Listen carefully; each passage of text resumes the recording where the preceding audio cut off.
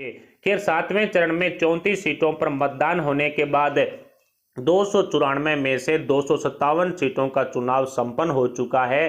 कई सर्वे कंपनियों ने इन 34 सीटों के एग्जिट पोल देश के सामने रखे हैं और राष्ट्रीय प्रोदी सट्टा बाजार के व्यापारियों ने इन सभी 34 सीटों के सभी मतदान बूथों पर रह करके सर्वे किया और सटीक आंकड़ा जुटाने की कोशिश की गई। जनता जनार्दन के बीच में रहकर के ये जानने की कोशिश हुई कि कौन से मतदान बूथ पर किस पार्टी का पलड़ा भारी है। 7वें चरण की 34 सीटों पर हुए मतदान के बाद सट्टा बाजार की ताजा सर्वे रिपोर्ट देखने के लिए देखिए ये स्पेशल रिपोर्ट। 7वें चरण की 34 सीटों पर हुए मतदान वाले एरिया में भारतीय जनता पार्टी का लगभग 37% वोटर है। 37% वोट लोकसभा चुनाव 2019 में बीजेपी को मिले थे और वहीं टीएमसी का वोटर लगभग 39% इन सीटों पर माना जा रहा है। इसके अलावा कांग्रेस का 24% वोट शेयर है वो इन 34 सीटों पर दिखाई दे रहा है और कोलकाता की 4 सीटों में से एक मुख्य सीट थी भवानीपुर, जिस सीट को लेकर के कहा जा सकता है कि काफी ज्यादा बवाल भी मचा था। ममता दीदी खुद भवानीपुर सीट जो उनकी परंपरागत सीट है उसको छोड़कर के नंदीग्राम चली गई थी, क्योंकि भवानीपुर सीट पर गैर बंगाली और हिंदी भाषी बंगाली लोगों की संख्या ज्यादा है जो पूर्ण रूप से मोदी जी के साथ खड़े हुए दिखाई दे रहे हैं और हार के डर की वजह से भवानीपुर छोड़कर के ममता दीदी ने नंदीग्राम से चुनाव लड़ने का फैसला लिया। और कोलकाता की 4 सीटों पर हुए मतदान को लेकर के कांग्रेस के गठबंधन को राष्ट्रीय प्रोदी सट्टा बाजार द्वारा एक सीट दी गई है। एक सीट पर कांग्रेस के गठबंधन को सफलता मिलेगी और एक ही सीट पर टीएमसी को सफलता मिलने के अनुमान है। वहीं भारतीय जनता पार्टी कोलकाता की 4 सीटों में से 2 सीटों पर सफलता हासिल कर सकती है, इस तरह का अनुमान सट्टा बाजार ने लगाया है। दक्षिण दिनाजपुर की 6 सीटों पर 7वें चरण में मतदान हुआ। कुसमंडी, कुमारगंज, बालूरघाट, तपन, गंगारामपुर, हरिरामपुर, इन 6 सीटों में से कांग्रेस के गठबंधन को राष्ट्रीय सट्टा बाजार ने 4 सीटें सौंप दी है।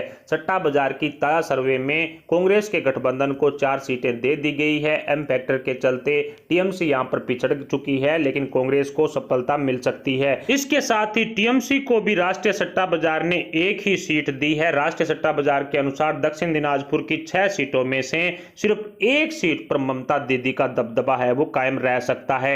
वहीं भारतीय जनता पार्टी भी दक्षिण दिनाजपुर की सिर्फ एक सीट पर ही कब्जा कर पाएगी।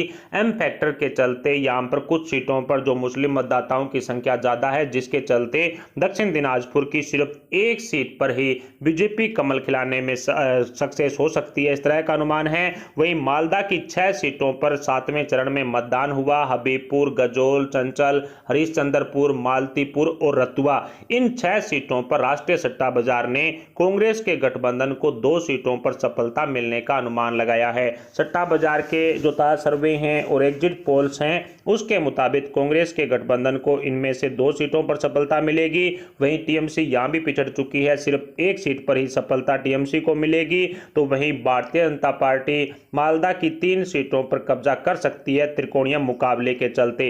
इसके अलावा मुर्शिदाबाद की 9 सीटों पर मतदान हुआ। हालांकि 11 सीटों पर मतदान होना था, लेकिन 2 सीटों पर जो मतदान रद्द हो गया। फरकक्का, सुत्ती, रघुनाथगंज, सागरदिघी, लालगोला, भगवागोला, रानीपुर, मुर्शिदाबाद और नवग्राम, इन सीटों पर जो मतदान है वो मुर्शिदाबाद में हुआ है। मुर्शिदाबाद की इन 9 सीटों के राष्ट्रीय सट्टा बाजार की गणित को समझें तो कांग्रेस के गठबंधन को यहां पर 7 सीटों पर सफलता मिल सकती है। मुर्शिदाबाद की सभी सीटों पर लगभग सीपीएम और कांग्रेस का दबदबा रहा है 2016 चुनाव के दौरान और 7 सीटें कांग्रेस के गठबंधन को। तो वहीं टीएमसी मुर्शिदाबाद में खाता भी नहीं खोल पाएगी।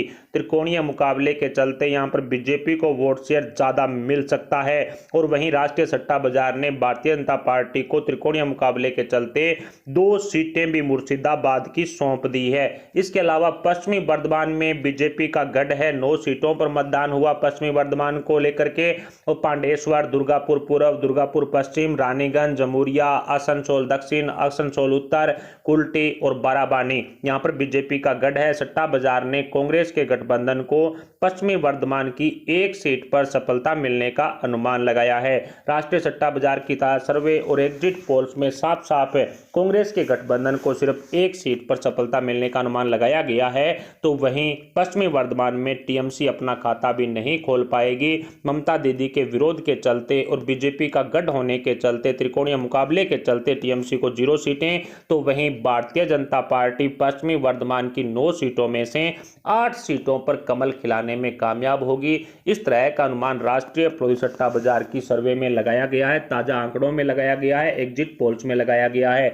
इस पूरे गणित को आसान भाषा में समझें तो कांग्रेस के गठबंधन को, जिसमें कांग्रेस, सीपीएम, ये सब शामिल है, उनको 15 सीटों पर 7वें चरण में सफलता मिल सकती है, क्योंकि इन 34 सीटों पर सीपीएम और लगभग कांग्रेस का ही दबदबा था 20 सीटों पर। लेकिन इस बार स्थितियां बदल चुकी है। त्रिकोणीय मुकाबले के चलते 15 सीटें कांग्रेस के गठबंधन को मिलने का अनुमान है, तो वहीं 3 सीटों पर टीएमसी को संतुष्ट होना पड़ेगा। कहा जा सकता है कि राष्ट्रीय सट्टा बाजार ने ममता दीदी को लेकर के साफ कह दिया है कि 3 सीटों पर ही टीएमसी का दबदबा कायम रहेगा।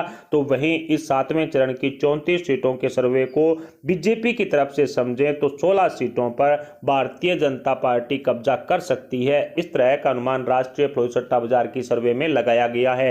हालांकि कई एग्जिट पोल्स ने तो 20+ सीटें बीजेपी को दी है, लेकिन सट्टा बाजार के स्टीक सर्वे, स्टीक आंकड़ों में भारतीय जनता पार्टी को 16 सीटें सौंप दी गई है, जो टीएमसी और कांग्रेस से काफी ज्यादा। जैसा कि आपने देखा, 7वें चरण में त्रिकोणीय मुकाबले के चलते मुस्लिम वोटरों के आपस में बंट जाने की वजह से भारतीय जनता पार्टी काफी मजबूत हो चुकी है, जिसका भरपूर फायदा बीजेपी उठाती हुई साफ साफ दिखाई दे रही है। फिलहाल राष्ट्रीय सट्टा बाजार द्वारा 7वें चरण की 34 सीटों का जो समीकरण दिया गया है, जो सर्वे की गई है, उस पर आपके क्या विचार हैं? आप अपने विचार हमें कमेंट बॉक्स में जरूर बताएं। साथ ही बताएं कि कौन सी सीट पर कौन से उम्मीदवार की जीत तय मानी जा रही है। फिलहाल इतना ही, मिलते हैं अगली वीडियो, अगली अपडेट के साथ। वीडियो को लाइक करके हमारे चैनल को सब्सक्राइब जरूर कर लें। जय हिंद, जय भारत।